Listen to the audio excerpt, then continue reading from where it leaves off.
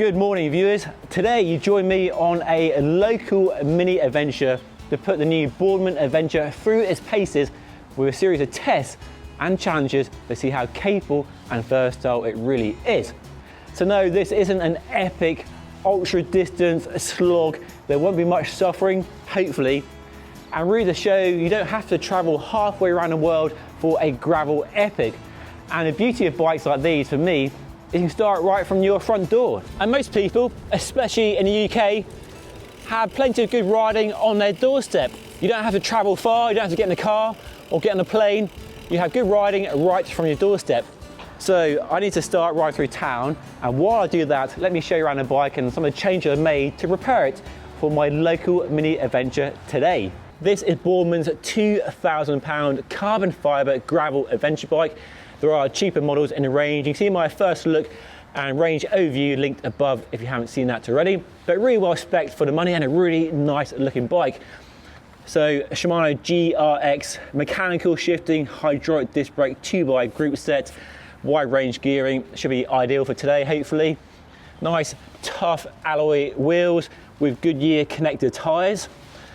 Nice wide flared handlebar, external routing as well.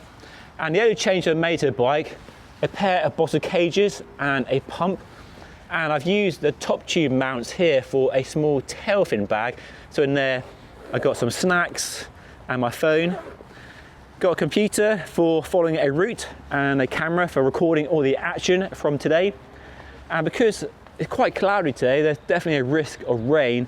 I have a small bag with some waterproof clothing, jacket, shorts, and also lots of food and snacks and some spare parts, so inner tubes, multi-tools, that sort of stuff. And because it's winter, a small mudguard. Right, first challenge, seeing how the bike copes with riding through town on tarmac.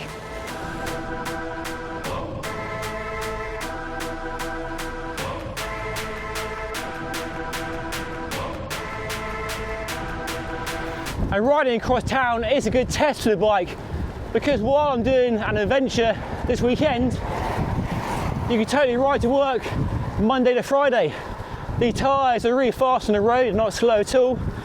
And with the mudguard fender mounts, you have a nice setup for that daily commute. So it definitely ticks the versatile box very nicely indeed. A nice nimble handling, the carving through the traffic and around the corners and tight bends, but slowly escaping the clutches of the city centre and now into suburbia, slightly bigger roads and a bit less traffic and mayhem. I can see the hills and the countryside ahead of me, and the sun is coming out a little bit.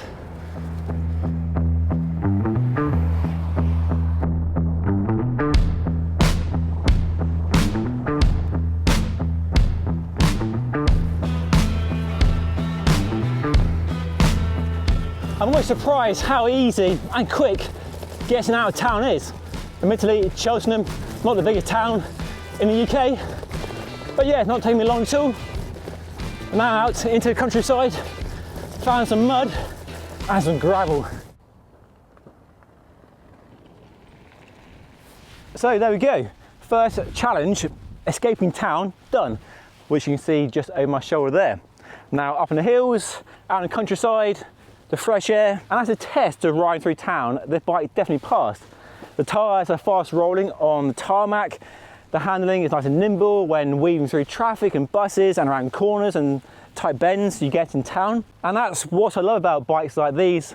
I started a little while ago in town from my front door, and I'm up here in the hills and the countryside. But onwards along the path here for the next challenge in today's adventure. I've definitely found some mud. I think some sheep poo as well. Bit of bonus. Slippery going, especially with the roots. But super good fun though. Just to think, 30 minutes ago I was in town, and now I'm up here, a narrow trail, sliding through the mud with a big grin on my face.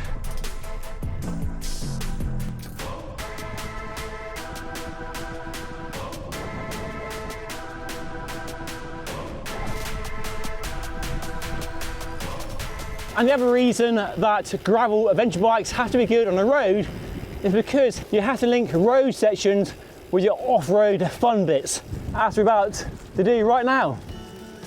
Road, off-road. That's more like it.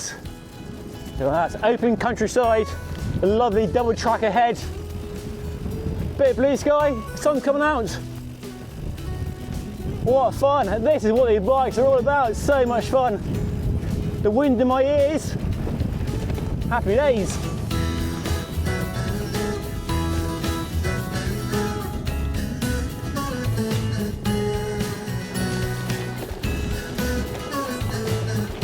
Because in my opinion, there's just too much focus on ultra distance, epic adventures, suffering, which is fine and dandy, but doesn't really promote gravel and adventure as a super accessible pursuit, which is the aim for today. Right, now for a climbing challenge. I'm down here and I have to get up there. One of the bigger climbs here in the Cotswolds, not a beast at all, but still a challenge. And see how the bike copes and how the gearing range on the GRX 2x setup copes when we get to the steeper gradients in a few miles. Let's crack on.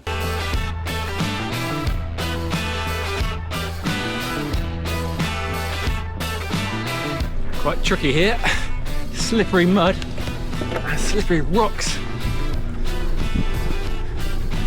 Power.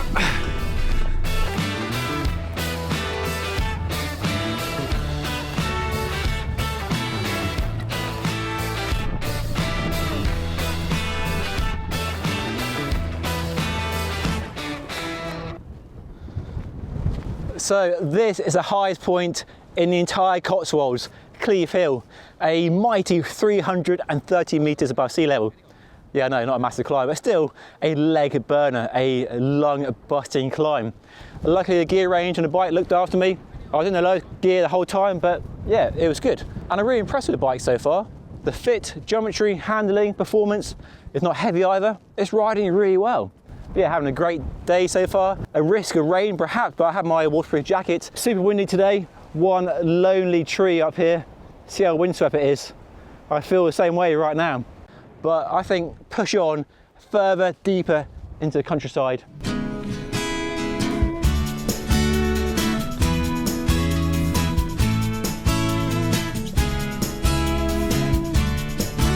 Okay, I'm much further into the countryside now, and the next test for the bike is a technical descent. It will definitely be quite tricky today because it's very wet and muddy and slippery, and roots hiding underneath leaves and rocks just waiting to catch me out, and the bike too. So let's see how we go on.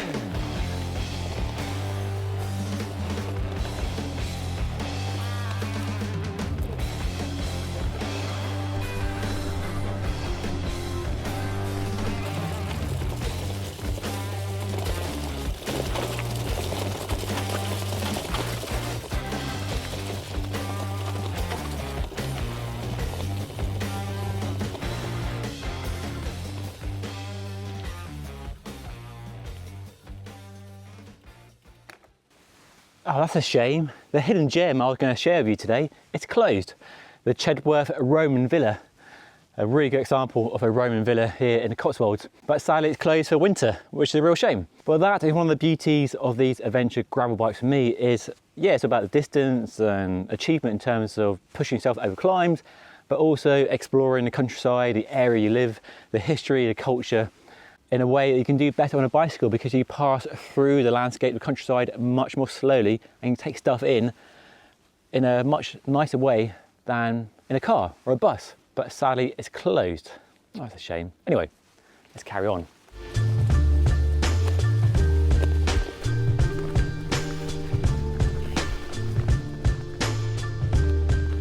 If you're wondering about how I planned my route today, I mainly use either Strava or Commute, both free apps. And today I use Commute because they have a gravel selector option and you can choose where you want to ride and it picks out bridleways and byways and other legal off-road trails and does work extremely well. So I picked out my starting point and a few points of interest and it plotted a route that so far has worked really well. Some road, but mostly off-road, about 70-30, so a good ratio, and that's fairly normal for UK. I know other parts of the world you can ride entirely off-road on pristine gravel, but this is UK. It's muddy, it's wet, slippery, but this is part of the adventure. I'm out in the woods. There's nobody out here, just me, all my own, and my trusty steed. And the bike has been really good. I genuinely mean it. This bike has really impressed me. The fit, handling, geometry. If this is your first experience of a gravel bike, you'll really like it. It's an easy bike to get on and ride. It looks after you, very accommodating of a range of ability and experience levels. So yeah, I think they judged it really well. Not the most progressive in terms of geometry, but for most people, especially people newer to cycling, newer to gravel and adventure, this bike is spot on. It really does look after you. The steering is quite slow and relaxed, and it's easy to navigate corners and turns, and it handles the rough stuff pretty well. But that said, there is one thing I would change on the bike, and that would be some bigger tyres just for the slippery conditions and the rocks and roots at the time of year. So I might try and fit a 45mm wide tyre. There is plenty of space between the tyre and the fork. There's a 40, which are good for the road and smooth, well-maintained gravel. But I think a bigger tyre would be the way to unlock more performance. The new Boardman Adventure is available now from the Halfords website, linked down below in the description, where you can see the full lineup of price from a very reasonable £850 and goes up to £3,800, while the bike I rode cost £2,000, which for me is a sweet spot in the range, but there is a bike that suits all budgets.